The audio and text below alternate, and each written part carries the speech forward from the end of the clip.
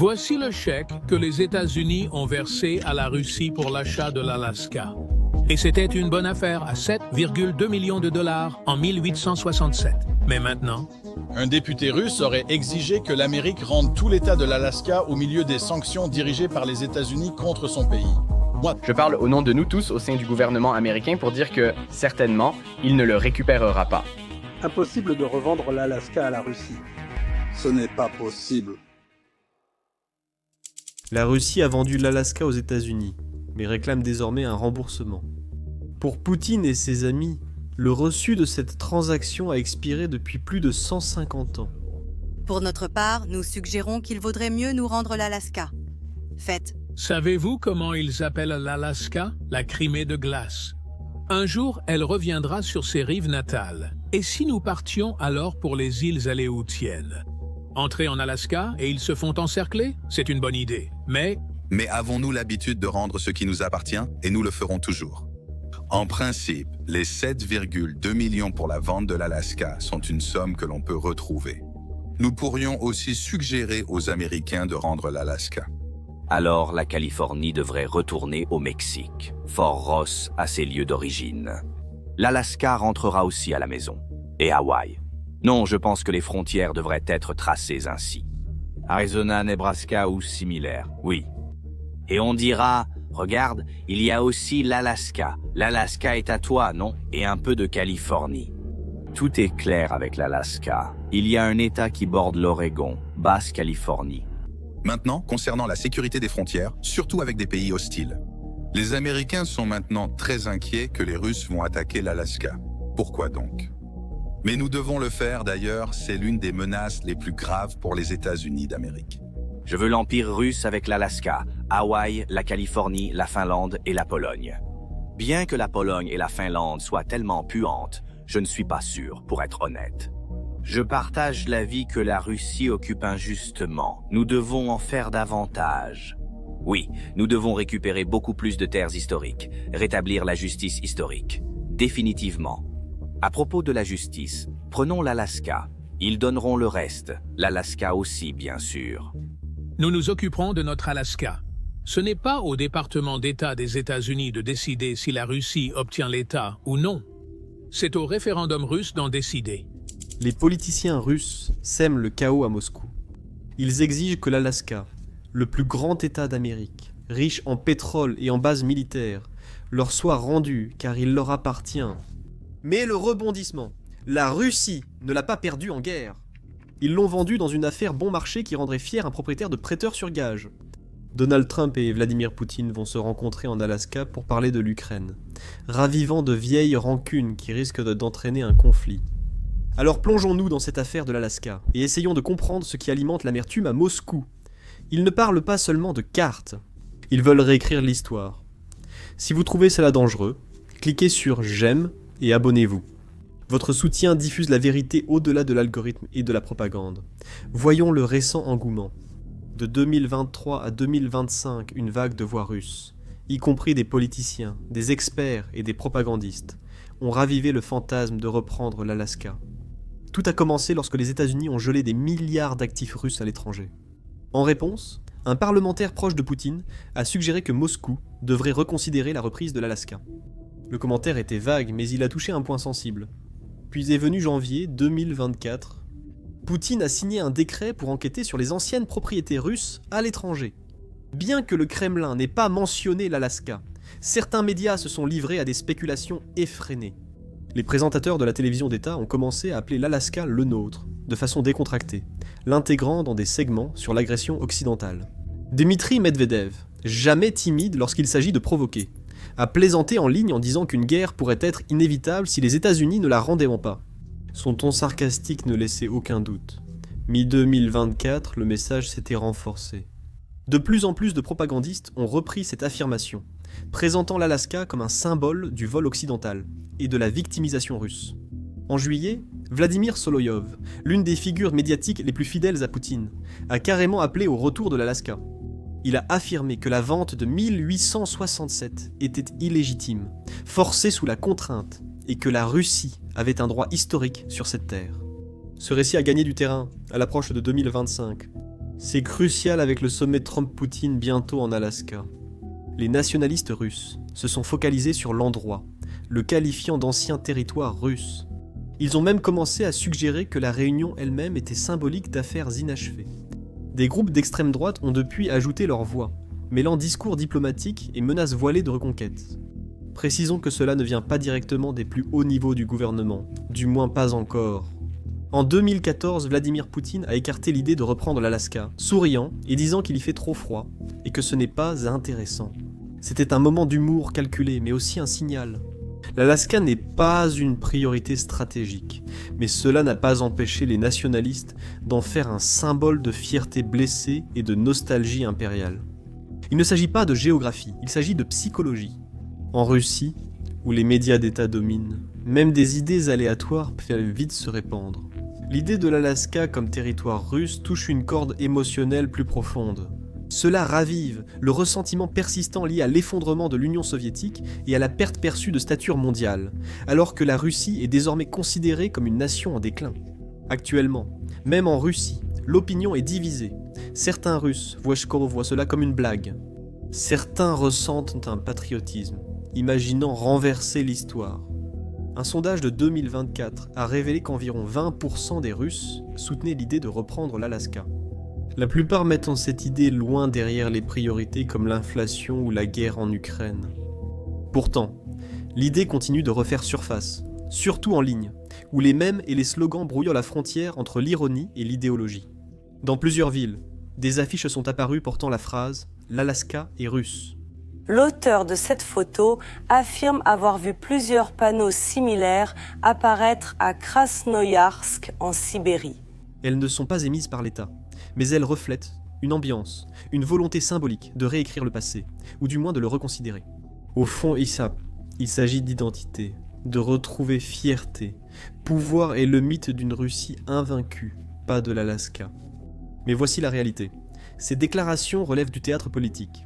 Elles sont conçues pour provoquer, détourner l'attention et rallier le soutien intérieur. Car derrière ce mouvement, la Russie connaît la vérité.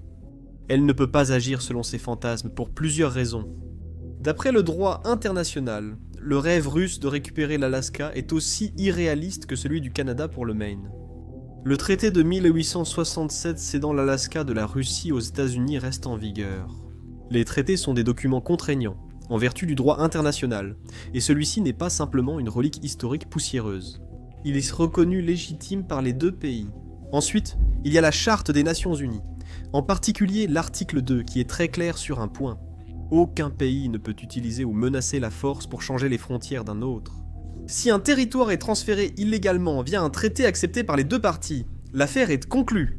L'affaire est close, sauf si les deux parties renégocient volontairement, ce qui n'arrivera pas ici. Comme dit au début, il n'y aura pas de remboursement. Même si la Russie contestait le traité, aucune faille juridique n'est exploitable. Les États-Unis exercent une souveraineté incontestée sur l'Alaska depuis plus de 150 ans. C'est un concept juridique appelé prescription acquisitive. En gros, si vous avez administré, gouverné et défendu un territoire pendant des générations sans contestation de la part du propriétaire d'origine, votre revendication devient incontestable. La porte juridique n'est pas seulement fermée, elle est totalement verrouillée et inaccessible. Et même si la Russie essaie d'utiliser des méthodes pas très légales comme elle l'a fait avec l'Ukraine, ses chances face aux États-Unis passent de mauvaises à pires. En résumé, l'Alaska n'est ni la Crimée, ni une région disputée ou séparatiste. C'est un territoire souverain des États-Unis, protégé par la puissance militaire américaine. Gardez à l'esprit que les États-Unis ont un budget de défense environ 7 fois supérieur à celui de la Russie, et cela dure depuis un bon moment. Militairement parlant, la Russie est dépassée d'une manière qu'elle ne peut même pas imaginer. Toute remise en question, par rhétorique ou autre, entraînerait une réponse que la Russie ne pourrait affronter. La guerre en Ukraine a déjà révélé les limites de la force russe, son armée est sous pression. Son économie souffre des sanctions, et sa position internationale est affaiblie. Ouvrir une confrontation avec les États-Unis au sujet de l'Alaska serait suicidaire. Washington n'hésiterait pas. En fait, il saisirait l'occasion pour donner l'exemple. En Ukraine, le soutien est indirect, mais l'Alaska, c'est chez nous. Toute menace serait contrée par une force écrasante, et la Russie le sait. C'est pourquoi ces appels à reprendre l'Alaska restent simplement du bruit. Ils visent à renforcer la fierté, détourner les critiques et présenter l'Occident comme le méchant. Ils n'ont aucun fondement juridique, ni soutien diplomatique, ni chance réelle. L'Alaska n'est pas seulement américain, il est intouchable. Et chaque fois que les médias russes essaient de prétendre le contraire, cela ne fait que souligner à quel point Moscou est tombée loin de l'empire qu'elle était autrefois. Entendre ces revendications et voir le désespoir des Russes à vouloir récupérer l'Alaska nous amène directement à la question de savoir comment ils l'ont perdu en premier lieu. Ce n'était pas dû à une guerre ou conquête, mais à une simple vente il y a plus de 150 ans. Pour comprendre leur décision, il faut examiner la période russe en Alaska avant la transaction. Ils sont arrivés à la fin des années 1700, lorsque des explorateurs et commerçants ont traversé le détroit de Bering pour de nouvelles opportunités.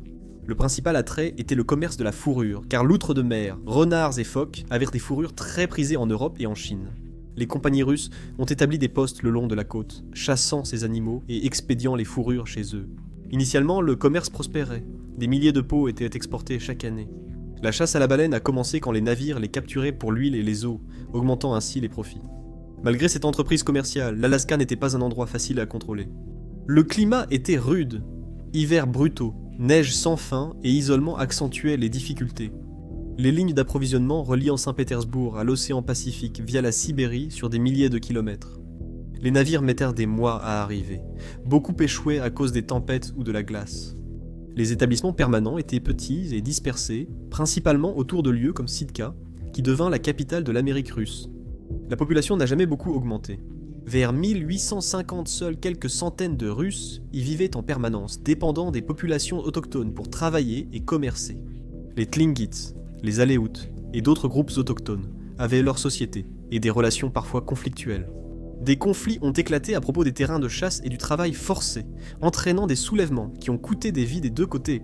Avec le temps, l'extraction des ressources s'est épuisée. Le commerce des fourrures a atteint son apogée-taux, mais la chasse excessive a réduit les populations animales. Les loutres de mer ont presque disparu, réduisant ainsi les revenus. La chasse à la baleine subissait la concurrence étrangère, et l'isolement élevait les coûts de nourriture et d'outils. La Russie a tenté d'établir des fermes et des mines, mais le sol était médiocre. L'or n'avait pas encore été découvert en grande quantité. Le terrain difficile empêchait la construction de routes ou de voies ferrées. Tout se déplaçait par mer ou en traîneau.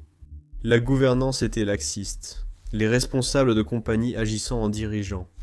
Cela a entraîné corruption et inefficacité dans les opérations. L'Alaska donnait l'impression d'un avant-poste lointain, qui drainait de l'argent au lieu d'en rapporter. Le gouvernement aidait financièrement la compagnie russo-américaine qui gérait la colonie, mais cela ne suffisait pas à la maintenir. Dans les années 1850, les rapports au tsar évoquaient faibles revenus, dépenses élevées et vulnérabilité croissante. À cause de toutes ces préoccupations légitimes, la Russie a commencé à considérer l'Alaska comme un fardeau, et non comme un atout qui valait la peine d'être conservé. Au milieu du 19e siècle, cette vision a facilité son abandon. L'emprise de la Russie s'est affaiblie à mesure que les problèmes s'accumulaient, transformant ce qui était autrefois une entreprise prometteuse en un fardeau dont ils étaient prêts à se débarrasser. C'est ainsi que la vente a eu lieu, motivée par des besoins de liquidité, des changements stratégiques et la peur de perdre sans rien gagner. La Russie a vendu l'Alaska principalement pour des raisons financières. La guerre de Crimée, 1853-1856, a laissé la Russie en difficulté financière. Ils ont perdu la guerre, perdant environ un demi-million de soldats et dépensant des milliards de roubles. Le trésor était vide, ils devaient financer l'armée et rembourser les dettes. Le commerce de la fourrure en Alaska, déjà en déclin, ne pouvait même pas couvrir ses propres coûts, encore moins aider l'Empire. L'entretien annuel était coûteux, les fournitures consommaient tous les bénéfices.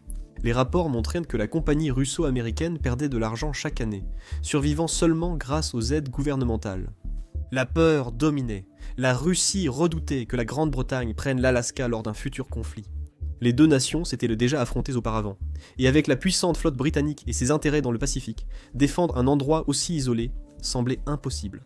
L'Alaska devenait une cible facile, d'autant que la résistance autochtone exigeait des troupes que la Russie ne pouvait envoyer.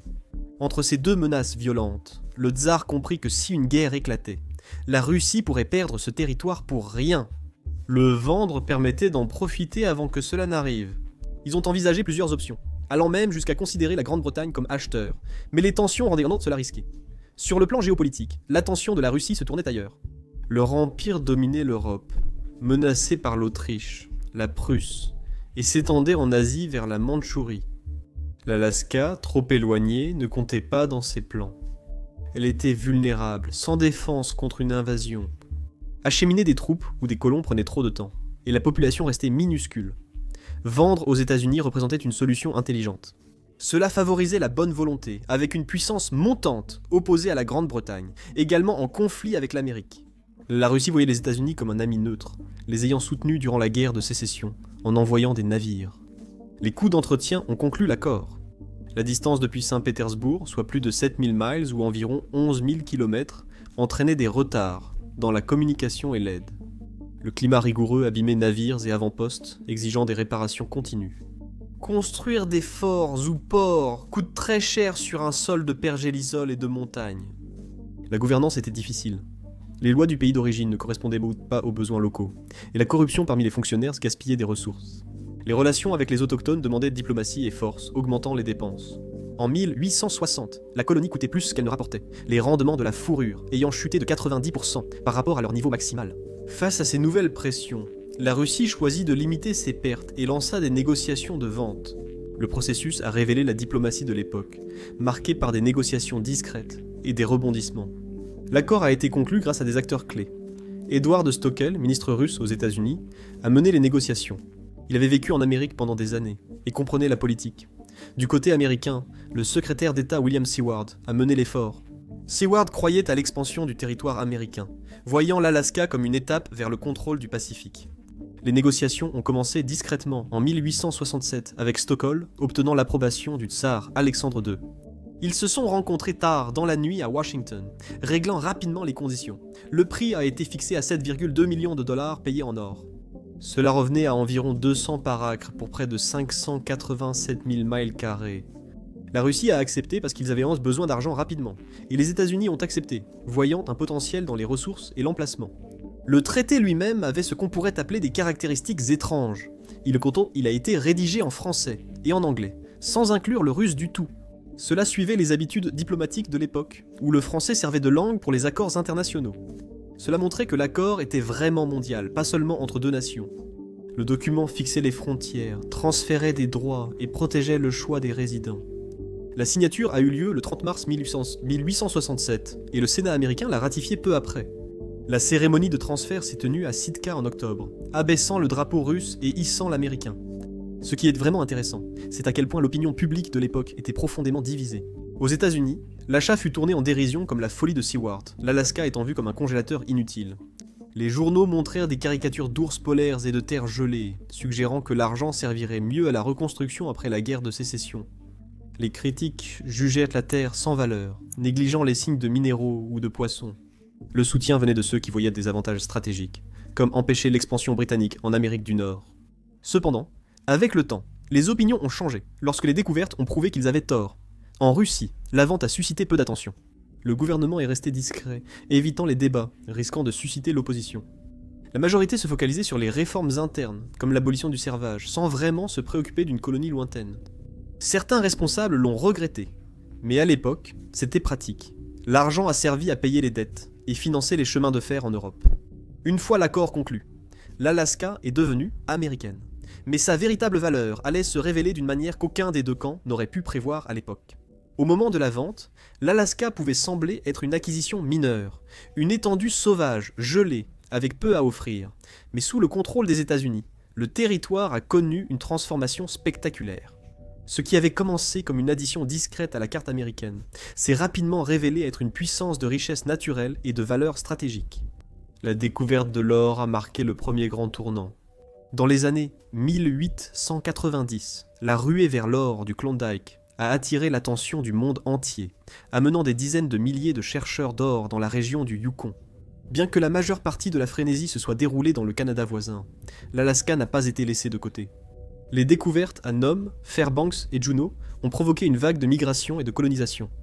En 1900, la production d'or de l'Alaska dépassait largement son prix d'achat initial de 7,2 millions de dollars. Des villes ont émergé rapidement, et la population est passée de quelques milliers à plus de 60 000 en 1910. Ce boom a apporté richesse et fondé une infrastructure durable. Des routes, des ports et des chemins de fer ont été construits pour soutenir l'économie en pleine croissance. Tous ces développements étaient des choses que la Russie n'avait jamais réussi à accomplir pendant sa période coloniale. Peu après, la découverte du pétrole fut encore plus transformative. Dans les années 1960, d'immenses réserves ont été découvertes à Prudhoe Bay, sur la côte nord de l'Alaska. Cela a lancé l'un des projets d'ingénierie les plus ambitieux des États-Unis, l'oléoduc Trans-Alaska. Construit en 1977, cet oléoduc de plus de 1300 km transportait jusqu'à 2 millions de barils de pétrole par jour de l'Arctique au port sud de Valdez. Le pétrole a rapidement éclipsé l'or, tant par son ampleur que par son impact. Aujourd'hui, en 2025, l'Alaska continue de produire environ 500 000 barils de pétrole par jour. Malgré la baisse, il reste un acteur clé de l'économie nationale et régionale. Avec le brut de la North Slope d'Alaska à $70, le baril, les revenus augmentent vite. Le fonds permanent de l'État, constitué à partir des redevances pétrolières, verse des dividendes annuels aux résidents, dépassant $1000 par personne rien qu'en 2024. En tenant compte de l'inflation et de la valeur cumulée, la richesse pétrolière de l'Alaska depuis la vente atteint des milliers de milliards de dollars. Ces découvertes ont enrichi l'Alaska et redéfini sa place mondiale. Cet avant-poste jadis jugé inutile est devenu essentiel pour l'indépendance énergétique et la puissance économique américaine.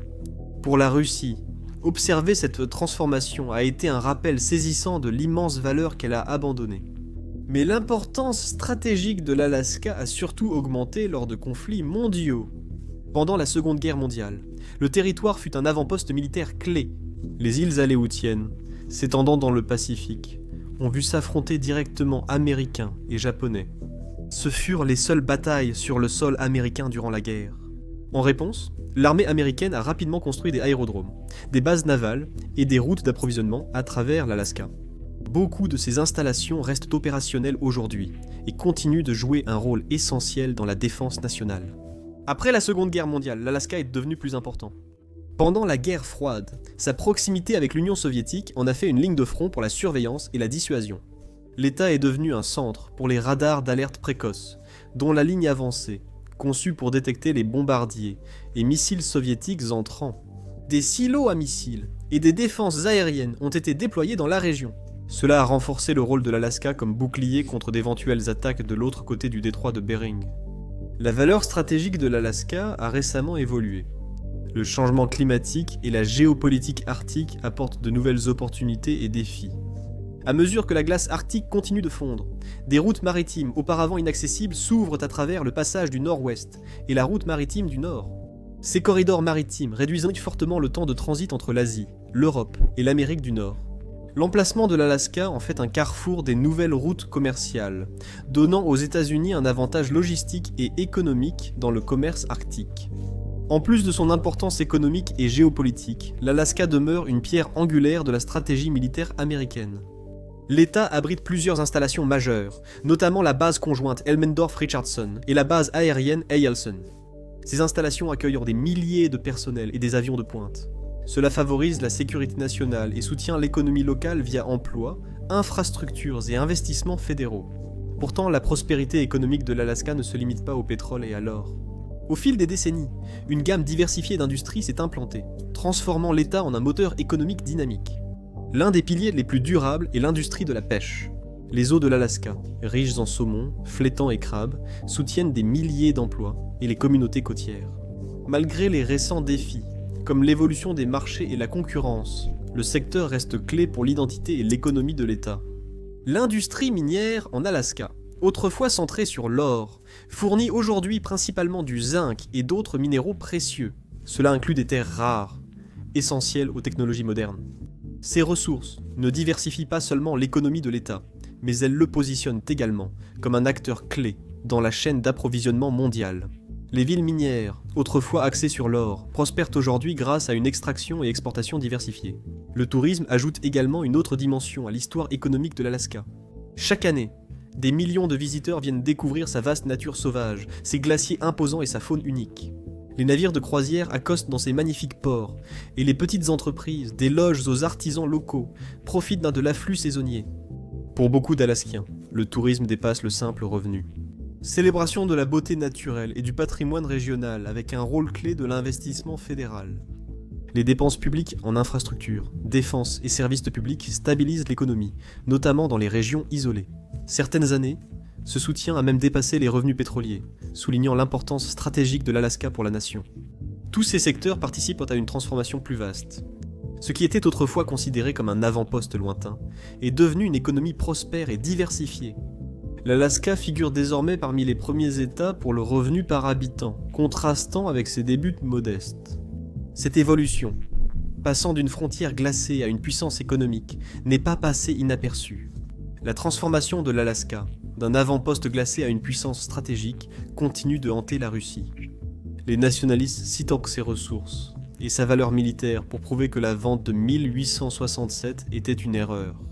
Les médias diffusent de vieilles cartes, célèbrent les explorateurs russes et ravivent la nostalgie de l'époque impériale dans le Pacifique. Les forums en ligne regorgent de mèmes et débats, surtout en période de tension avec l'Occident. Derrière l'humour et les symboles, une frustration profonde existe. Pour certains Russes, l'Alaska est bien plus qu'une terre perdue. C'est un rappel de l'influence passée. Le territoire qu'ils ont vendu pour une somme modeste alimente aujourd'hui la puissance américaine, tant sur le plan économique que militaire. Ce contraste fait mal, mais la nostalgie ne change rien. Reprendre l'Alaska n'est pas seulement farfelu, c'est aussi politiquement et militairement impossible, comme déjà mentionné. La Russie sait que l'Alaska s'est vraiment perdu. Il n'y a aucun plan sérieux, aucune politique officielle et aucune voie réaliste à suivre. Ces appels à récupérer l'Alaska ont un autre but. Ils attisent la fierté nationale et détournent l'attention des problèmes économiques.